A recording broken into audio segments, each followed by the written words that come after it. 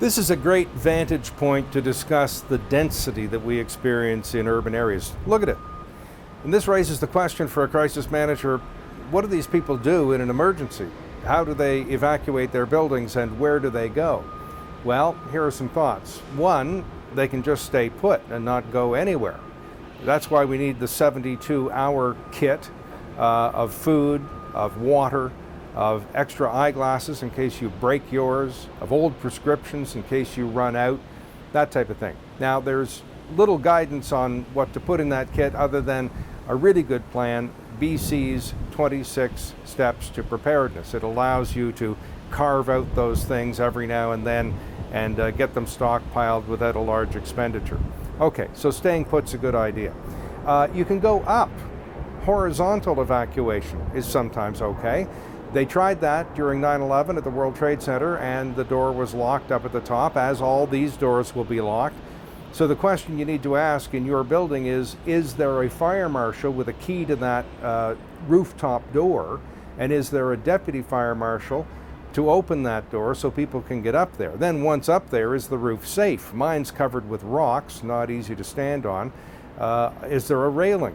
Usually not. Are there people who are going to help keep the kids from falling off? The Catcher in the Rye, if you remember the J.D. Salinger book. So rooftops are fine if you can get there. Then there is also evacuation down. Now you can't use the elevator in a power failure or in a fire, and people with mobility challenges will have huge difficulties going up or down. But let's say they all get out on the street. Fine. The modern sidewalk is about wide enough for two people to walk shoulder to shoulder, so that sidewalk is going to get congested very, very quickly.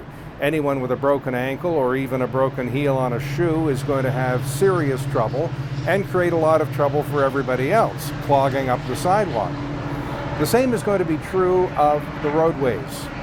A stalled car, a car that runs out of gas, someone hauling a trailer full of prized possessions that spills all over the street, or worse, a city bus that's stalled, that's going to stop evacuation.